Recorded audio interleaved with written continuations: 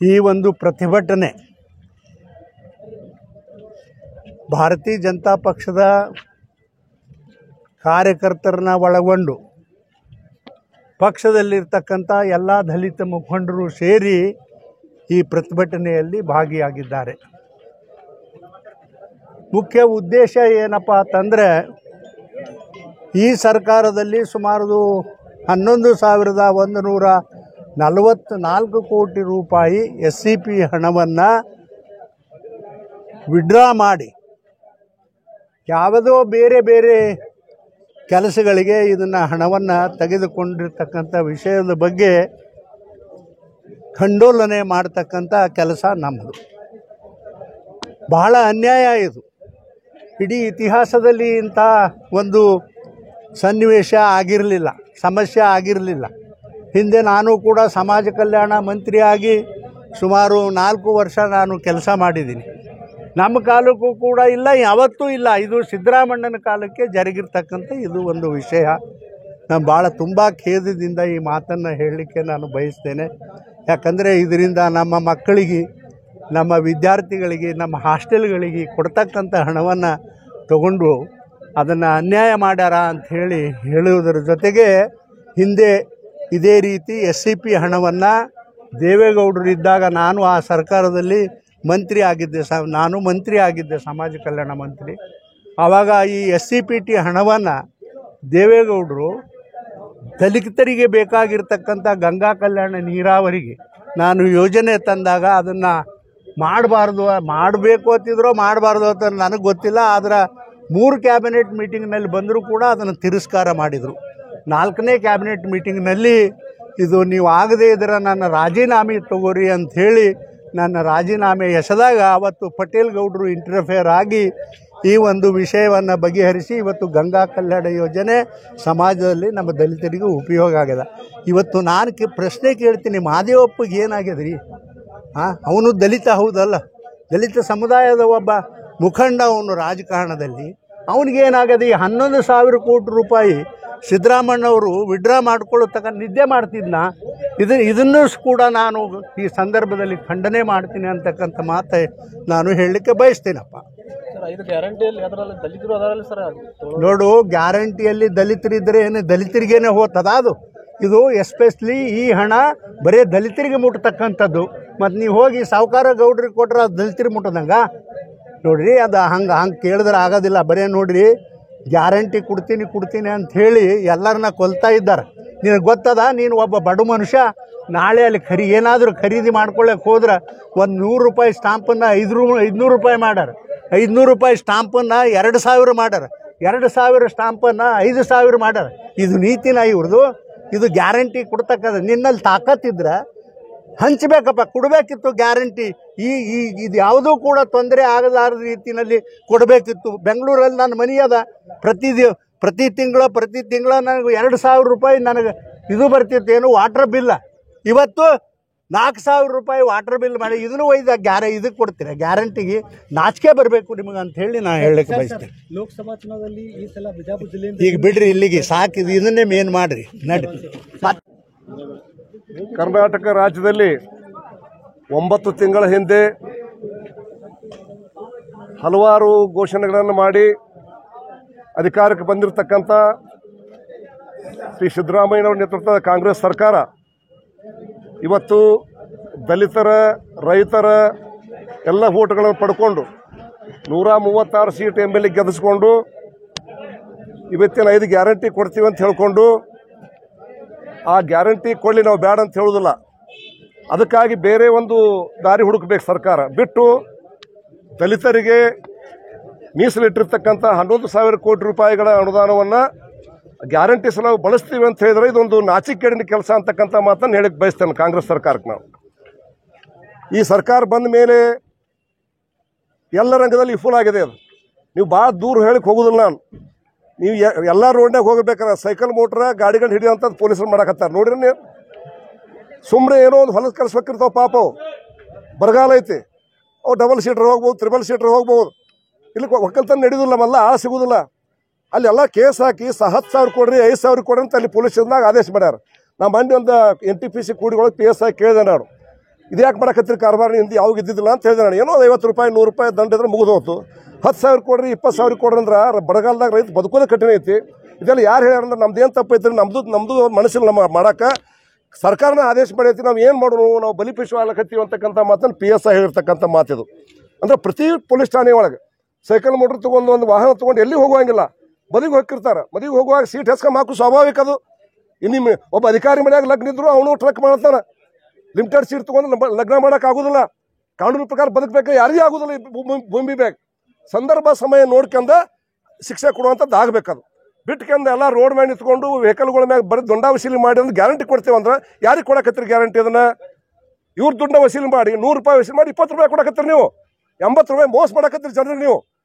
ಇದು ಕರ್ನಾಟಕದಲ್ಲಿ ಕಾಂಗ್ರೆಸ್ ಸರ್ಕಾರದ ದುರಾಡಳಿತ. ಇದು ನಿಲ್ಲಬೇಕಿದು.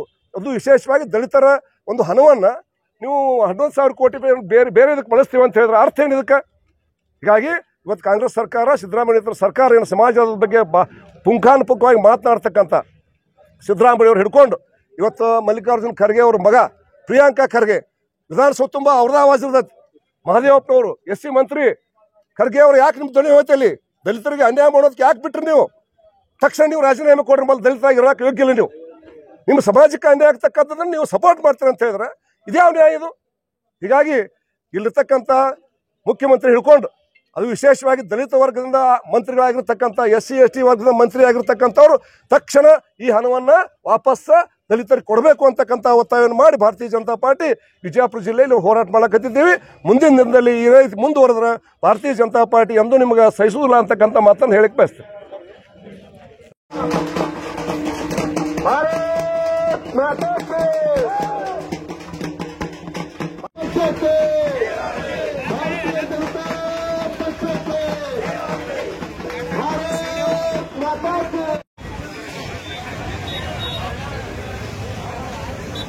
ಅನುದಾನ ಕಸಿದುಕೊಳ್ಳುತ್ತಿರುವ ಕಾಂಗ್ರೆಸ್ ಸರ್ಕಾರಕ್ಕೆ,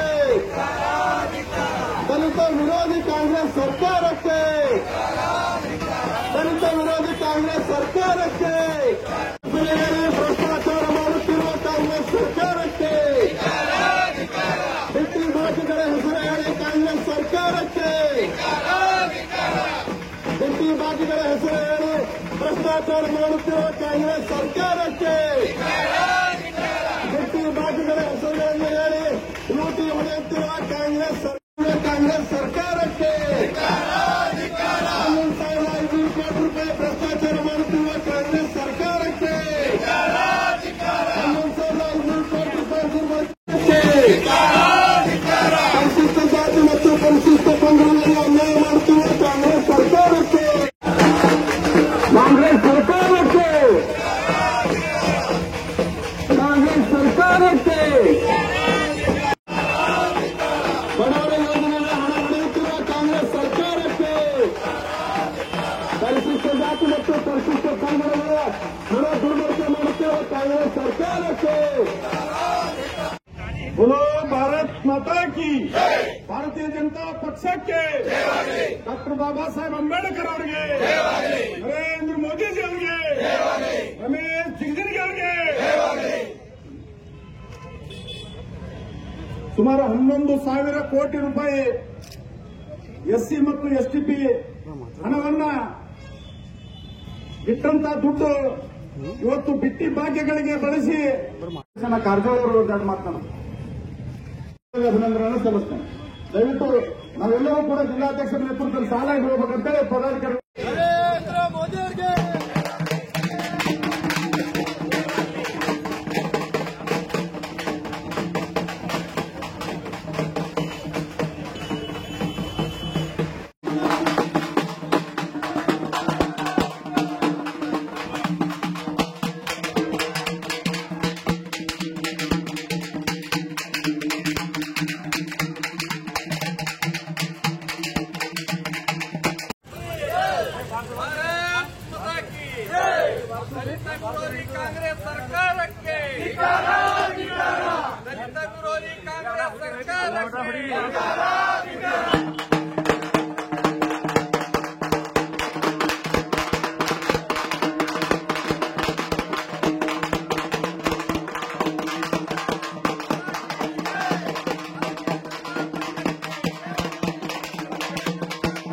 ಸಿದ್ದರಾಮಯ್ಯನವರ ಸರ್ಕಾರಕ್ಕೆ, ಅಭಿವೃದ್ಧಿ ವಿರೋಧಿ ಕಾಂಗ್ರೆಸ್ ಸರ್ಕಾರಕ್ಕೆ, ದಲಿತ ಸಮುದಾಯಕ್ಕೆ ವಂಚಿಸಿರ್ತಕ್ಕಂಥ ಸಿದ್ದರಾಮಯ್ಯನವರ ಸರ್ಕಾರಕ್ಕೆ, ದಲಿತ ಸಮುದಾಯಕ್ಕೆ ವಂಚಿಸಿರ್ತಕ್ಕಂಥ ಸಿದ್ದರಾಮಯ್ಯನವರ ಸರ್ಕಾರಕ್ಕೆ ಭಾರತ್ ಮಾತಾ ಕಿ ಜೈ, ಭಾರತ್ ಮಾತಾ ಕಿ ಜೈ,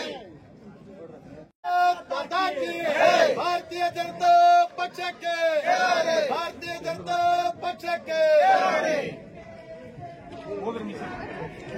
ಇವರಿಗೆ ಮಾನ್ಯ ಜಿಲ್ಲಾಧಿಕಾರಿಗಳು ವಿಜಯಪುರ ಜಿಲ್ಲೆ ಮಾನ್ಯರೇ, ವಿಷಯ ರಾಜ್ಯ ಕಾಂಗ್ರೆಸ್ ಸರ್ಕಾರದ ದಲಿತ ವಿರೋಧಿ ನೀತಿ ವಿರುದ್ಧ ಮನವಿ ಪತ್ರ. ರಾಜ್ಯದ ಕಳೆದ 9 ತಿಂಗಳಲ್ಲಿ ಕಾಂಗ್ರೆಸ್ ಆಡಳಿತವು ದಲಿತ ಸಮುದಾಯದ ವಿಚಾರದಲ್ಲಿ ಕೇವಲ ಮಾತಿನಲ್ಲಿ ಮಾತ್ರ ಕಾಳಜಿಯನ್ನು ತೋರಿ ದಲಿತ ಸಮುದಾಯವನ್ನು ವಂಚಿಸುತ್ತಿದ್ದಾರೆ. ಚುನಾವಣೆಯಲ್ಲಿ ತಮ್ಮ ಗೆಲುವಿನ ಸಲುವಾಗಿ ದಲಿತರಿಗೆ ಮೀಸಲಿಟ್ಟಂತ 11,144 ಎಸ್ಸಿಪಿ ಹಾಗೂ ಪಿಎಸ್ಪಿ ಯೋಜನೆ ಹಣವನ್ನ ಗ್ಯಾರಂಟಿ ಯೋಜನೆಗಳಿಗೆ ಬಳಕೆ ಮಾಡಲು ವರ್ಗಾಯಿಸಿ ದಲಿತ ಹಿತವನ್ನ ಬಲಿಕೊಟ್ಟು ತಮ್ಮ ಸ್ವಾರ್ಥ ಸಾಧನೆ ಪೂರೈಸಿಕೊಂಡು ಇವರ ಡೋಂಗಿ ದಲಿತ ಕಾಳಜಿಯನ್ನ ಬಯಲು ಮಾಡಿದ್ದಾರೆ. ದಲಿತರ ಹಿತದ ರಕ್ಷಣೆ ಮಾಡಬೇಕಿದ್ದ ಸಮಾಜ ಕಲ್ಯಾಣ ಸಚಿವರಾದಂತಹ ಶ್ರೀ ಡಾಕ್ಟರ್ ಎಸ್ ಸಿ ಮಹದೇವಪ್ಪನವರು ಈ ಅನ್ಯಾಯದ ವಿರುದ್ಧ ಸೋಲೆತ್ತದೆ ಕಾಂಗ್ರೆಸ್ ಪಾರ್ಟಿಯ ಹಿತಕ್ಕೆ ದಲಿತ ಸಮುದಾಯವನ್ನ ರಾಜಿ ಮಾಡಿಕೊಂಡಿದ್ದಾರೆ. ಸಿದ್ದರಾಮಯ್ಯನವರು ಅಲ್ಪಸಂಖ್ಯಾತರಿಗೆ 10,000 ಕೋಟಿ ಹಣವನ್ನ ವೆಚ್ಚ ಮಾಡಲು ಮಾತ್ರ ಯಾವ ಗ್ಯಾರಂಟಿಯೂ ಅಡ್ಡಿ ಬಂದಿಲ್ಲ. ಇವರಿಗೆ ದಲಿತರ ಹಿತಾಸಕ್ತಿಗಿಂತ ವೋಟ್ ಬ್ಯಾಂಕ್ ರಾಜಕಾರಣವು ಸರ್ಕಾರಕ್ಕೆ ಆದ್ಯತೆ ಆಗಿರುವುದು ಅತ್ಯಂತ ಶೋಚನೀಯ ಸಂಗತಿಯಾಗಿದೆ. ಮೊರಾರ್ಜಿ ಶಾಲೆಯ ಅಭಿವೃದ್ಧಿ ಮತ್ತು ಹೊಸ ಶಾಲೆಗಳ ಆರಂಭಕ್ಕೆ ಮೀಸಲಾದ ಹಣವು ಇತರ ಯೋಜನೆಗಳಿಗೆ ಬಳಕೆಯಾಗಿ ದಲಿತ ಮತ್ತು ಹಿಂದುಳಿದ ವರ್ಗಗಳ ವಿದ್ಯಾರ್ಥಿಗಳ ಭವಿಷ್ಯದೊಂದಿಗೆ ಚೆಲ್ಲಾಟ ಆಡುತ್ತಿದ್ದಾರೆ. ಇದಲ್ಲದೆ ದಲಿತ ವಿದ್ಯಾರ್ಥಿಗಳ ಉನ್ನತ ಶಿಕ್ಷಣಕ್ಕೆ ಮೀಸಲಿಟ್ಟ ಹಣವು ಕೂಡ ದುರ್ಬಳಕೆಯಾಗಿ ಉನ್ನತ ಶಿಕ್ಷಣದಿಂದ ದಲಿತ ವಿದ್ಯಾರ್ಥಿಗಳನ್ನ ವಂಚಿತರನ್ನಾಗಿ ಮಾಡಲಾಗುತ್ತಿದೆ. ರಾಜ್ಯ ಸರ್ಕಾರದ ಗ್ಯಾರಂಟಿ ಯೋಜನೆ ಸಲುವಾಗಿ ಶಿಕ್ಷಣವನ್ನು ನಿರ್ಲಕ್ಷ್ಯ ಮಾಡುತ್ತಿದ್ದಾರೆ. ಅದೇ ರೀತಿ ರಾಜ್ಯದಲ್ಲಿ ಕಳೆದ 8 ತಿಂಗಳಿಂದ ಪರಿಶಿಷ್ಟ ಜಾತಿ ಮತ್ತು ಪರಿಶಿಷ್ಟ ವರ್ಗದವರ ಗೃಹ ನಿರ್ಮಾಣದ ಯೋಜನೆ ಸಹ ಸ್ಥಗಿತಗೊಂಡಿದೆ. ಕೇಂದ್ರ ಸರ್ಕಾರವು ಮಾನ್ಯ ಪ್ರಧಾನಮಂತ್ರಿ ಆವಾಸ ಯೋಜನೆಯಲ್ಲಿ ಸಾವಿರಾರು ಮನೆಗಳನ್ನ ನಿರ್ಮಿಸಿ ಹಂಚುತ್ತಿದ್ದಾರೆ. ಆದರೆ ರಾಜ್ಯ ಸರ್ಕಾರದ ಈ ಯೋಜನೆ ಏನಪ್ಪಾ ಅಂತಂದ್ರೆ ಕೋಮಾ ಸ್ಥಿತಿಗೆ ಏನಪ್ಪಾ ಅಂತಂದ್ರೆ ತಲುಪಿದೆ. ರೈತ ನಿಧಿ ಯೋಜನೆಯಲ್ಲಿ ದಲಿತ ಕುಟುಂಬದ ವಿದ್ಯಾರ್ಥಿಗಳಿಗೆ ನೀಡುತ್ತಿದ್ದ ವಿದ್ಯಾರ್ಥಿ ವೇತನವು ಸ್ಥಗಿತಗೊಂಡಿದೆ ಹಾಗೂ ಕಿಸಾನ್ ಸಮ್ಮಾನ ಯೋಜನೆಗೆ ಹೆಚ್ಚುವರಿಯಾಗಿ ನೀಡುತ್ತಿದ್ದ 4,000 ರೂಪಾಯಿಗಳಿಗೆ ಕತ್ತರಿ ಪ್ರಯೋಗ ಆಗಿದೆ. ಸಿದ್ದರಾಮಯ್ಯವರು ಬಾಯಿ ತೆಗೆದರೆ ದಲಿತ ಮತ್ತು ಆದಿವಾಸಿಗಳ ಕಲ್ಯಾಣದ ಬಗ್ಗೆ ಮಾತನಾಡುವುದಕ್ಕೆ ಮಾತ್ರ ಅವರ ಹಿತಾಸಕ್ತಿ ಸೀಮಿತಗೊಳಿಸಿದ್ದಾರೆ. ಪರಿಶಿಷ್ಟ ಜಾತಿ ಮತ್ತು ಪಂಗಡದವರಲ್ಲಿ ಉದ್ಯಮಶೀಲತೆ ಉತ್ತೇಜಿಸುವ ಪ್ರಯೋಜನೆಯನ್ನು ಕೈಗೊಳ್ಳಲು ರಾಜ್ಯ ಸರ್ಕಾರಕ್ಕೆ ಆಸಕ್ತಿ ಇಲ್ಲದಂತಾಗಿದೆ. ರಸ್ತೆ ಬದಿಯ ವ್ಯಾಪಾರಿಗಳಿಗೆ ಕೇಂದ್ರ ಸರ್ಕಾರದ ಸ್ವನಿಧಿಯ ಯೋಜನೆಗೆ ರಾಜ್ಯ ಸರ್ಕಾರವು ದಲಿತ ಉದ್ಯಮಿಗಳಿಗೆ ಪ್ರೋತ್ಸಾಹಧನವಾಗಿ ಬಡ್ಡಿಯಲ್ಲಿ ಪಾಲು ಕೊಡುವುದಿತ್ತು. ಆದರೆ ರಾಜ್ಯ ಸರ್ಕಾರ ಈ ಕಡೆ ಗಮನ ಕೊಟ್ಟಿಲ್ಲ.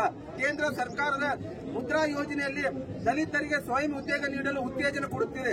ಆದರೆ ರಾಜ್ಯ ಸರ್ಕಾರ ದಲಿತರ ಉದ್ಯಮದಾರರನ್ನು ರೂಪಿಸಲು ಮತ್ತು ಉತ್ತೇಜಿಸಲು ಯಾವುದೇ ರೀತಿಯ ಆಸಕ್ತಿಯನ್ನು ವಹಿಸಿಲ್ಲ ಮತ್ತು ಯಾವುದೇ ಕಾರ್ಯಕ್ರಮವನ್ನು ಬಜೆಟ್ ಅಲ್ಲಿ ಘೋಷಣೆ ಮಾಡಿಲ್ಲ.